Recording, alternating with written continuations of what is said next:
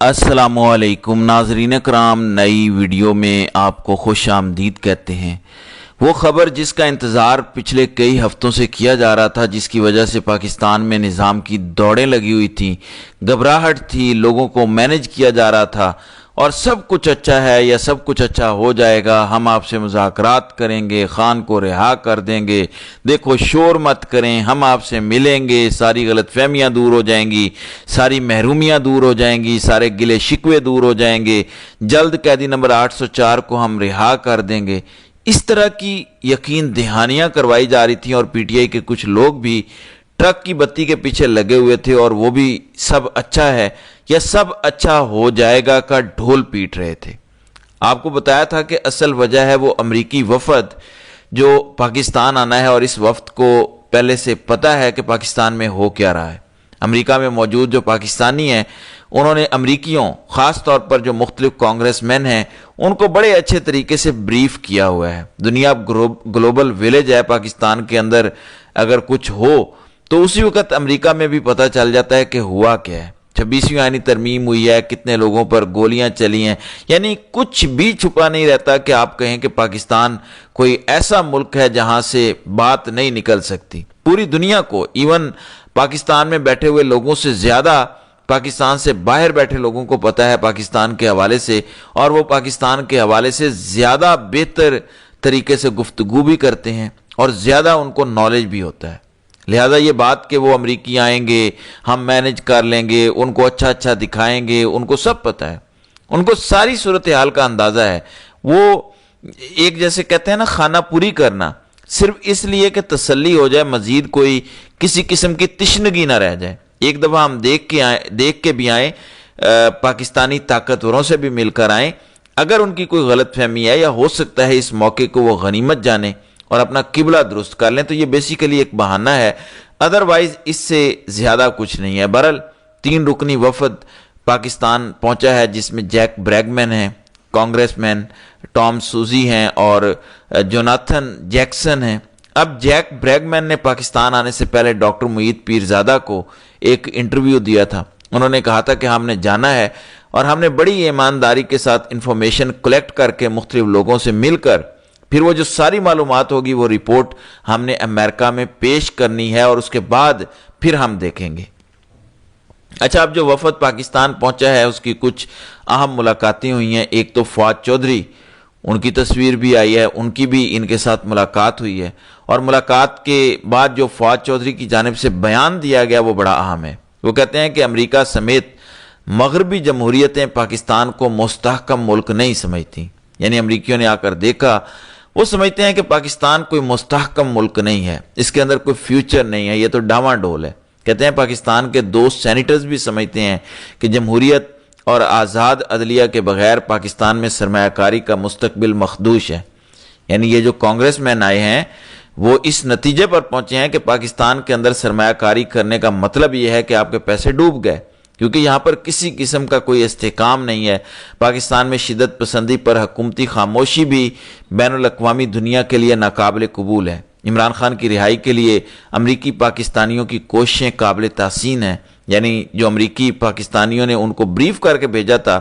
یا جو وہ کوششیں کر رہے ہیں، اور ان کی کوشش کی وجہ سے ہی یہ کانگریس مین پاکستان آئے ہیں، تو انہوں نے کہا کہ یہ بڑی اہم ایفرٹ ہے۔ اب صبح سویرے جو ان تینوں کانگریس مین کی ملاقات ہوئی ہے وہ محسن نقوی کے ساتھ ہوئی ہے۔ ظاہر ہے محسن نقوی اسٹیبلشمنٹ کا ایک اہم نمائندہ، وزیر داخلہ بھی اسے بنایا گیا ہے۔ آرمی چیف کے بعد اب پاکستان میں نقوی صاحب ہی آل ان آل ہیں، لہٰذا ان تینوں کانگریس مین کی جو بڑے طاقتور ہیں، بڑے اہم ہیں، ان کی محسن نقوی کے ساتھ بھی ملاقات ہو چکی ہے، اور ذرائع یہ بتاتے ہیں کہ انہوں نے عمران خان سے ملاقات کرنے کا بھی کہا ہے کہ ہماری خان سے ملاقات کروائی جائے۔ اب نظام کی ہر ممکن کوشش یہ ہوگی کہ خبردار خان سے ملاقات نہ ہو، کیونکہ ہو سکتا ہے پی ٹی آئی کے جو وفد ان سے ملیں، کوئی سینسرڈ گفتگو کہ نہیں اب سب اچھا ہو رہا ہے، ایسا نہیں ہے۔ اسٹیبلشمنٹ نے بتا دیا کہ خبردار شکایتیں نہیں لگانی، لیکن خان تو کسی سے نہیں ڈرتا، تو خان سے اگر اڈیالہ جیل میں ملاقات ہو جاتی ہے، اور اگر واقعی یہ کانگریس مین سیریس کوشش کریں اور زور دے کے کہیں کہ ہم نے ہر صورت خان سے ملنا ہے، پھر ان کو کوئی روک نہیں سکتا، پھر سوال ہی پیدا نہیں ہوتا کہ کہا جائے جی نہیں، اگر مگر ایسے تیسے پھر نہیں ہو سکتا۔ لیکن ظاہر ہے ایک طریقہ کار ہوتا ہے، ایک سفارتی طریقہ ہوتا ہے، ایسے تو نہیں کہ وہ کہیں کہ بھائی دروازہ کھولو ہم نے جا کے ملنا ہے۔ بہرحال اگر ایک سیریس کوشش کی جائے تو پھر یہ ہو سکتا ہے، اور اگر خان کے ساتھ ملاقات ہو گئی تو خان تو تسلی کروا کے بھیجیں گے، کیا 26ویں آئینی ترمیم، کیا جمہوریت، کیا الیکشن، کیا 26 نومبر کی گولیاں، اور کیا پاکستان کے اندر جو فریڈم آف سپیچ، کیا ٹویٹر بند، کیا فائر وال، ہر چیز کا نچوڑ نکال کے ان کو بھیجیں گے، اور یہ نظام کو بھی پتہ ہے کہ ایسا ہم نے کرنا نہیں ہے۔ بہرحال یہ ان کا پہنچ جانا، اور پی ٹی آئی کا اب ایک بڑا امتحان ہے کہ یا تو وہ ٹاؤٹ گیری سے کام لے لیں یا پھر ایکچول بتائیں۔ ایسا تو نہیں ہو سکتا یہ جو کانگریس مین آئے ہوئے ہیں یہ شہباز شریف سے ملیں گے، آرمی چیف سے ملیں گے، محسن نقوی سے ملیں گے اور واپس چلے جائیں گے۔ انہوں نے تو سب سے ملنا ہے، ہو سکتا ہے وہ چیف جسٹس سے بھی ملیں یا اہم جو این جی اوز ہیں ان سے بھی ملیں، پورا فیڈ بیک، پوری رپورٹ تیار کریں گے کہ واقعی جو امریکہ کے اندر ہم افواہیں یا خبریں سنتے ہیں وہ سچ ہیں یا جھوٹ ہیں۔ تو یہ پی ٹی آئی کے لیے ایک اپرچونٹی ہے کہ وہ اس کو کس طرح سے پریزنٹ کرتے ہیں، جس طرح سے آئی ایم ایف کو ڈوزیئر دیے جاتے ہیں، جس طرح سے باقی تنظیموں کو خطوط لکھے جاتے ہیں یا جو بھی ہوتا ہے، لہذا اس موقع کا فائدہ اب پی ٹی آئی نے اٹھانا ہے۔ دوسری طرف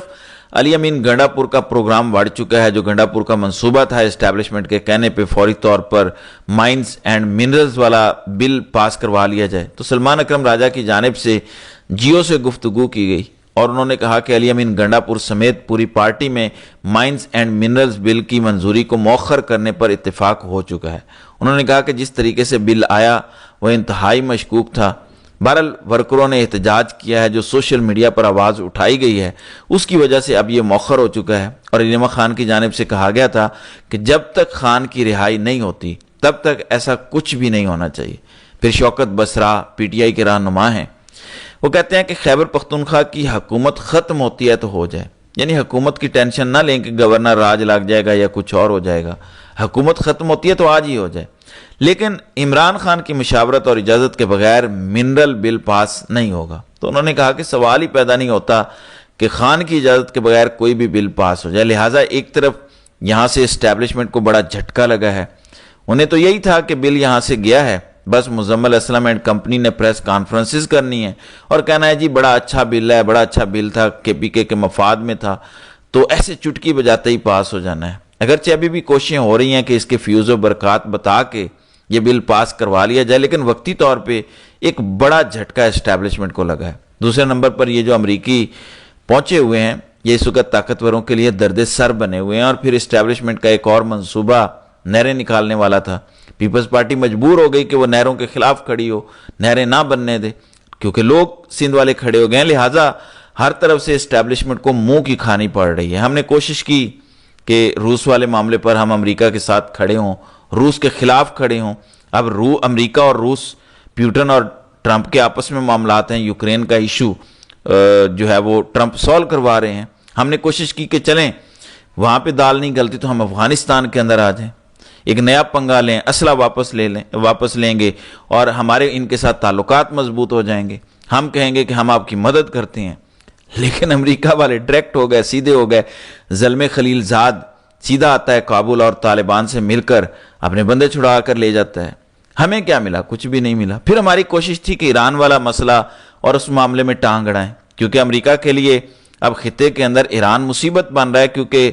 اینٹی ایران ہے امریکہ، ظاہر ہے اسرائیل ایران وہ جو ایک معاملہ چلتا رہتا ہے، تو وہ بھی ہماری امیدوں پر پانی پھر گیا۔ پھر سعودی عرب اور ایران کے اچھے تعلقات ہوئے پچھلے 6 ماہ کے اندر، پھر اب ایران اور امریکہ کی ڈائریکٹ کمیونیکیشن شروع ہو گئی ہے، ڈائریکٹ مذاکرات شروع ہو گئے ہیں کہ آپ نے نیوکلیئر اور دیگر چیزوں پر کیا کرنا ہے۔ پھر اسرائیل کے لیے ظاہر ہے امریکہ سمجھتا ہے کہ ایران خطرہ ہو سکتا ہے، تو ان ساری چیزوں کے لیے مذاکرات ہو رہے ہیں۔ یہاں پہ بھی ہمارے حصے میں کچھ نہیں آیا، لہٰذا ہم سے مراد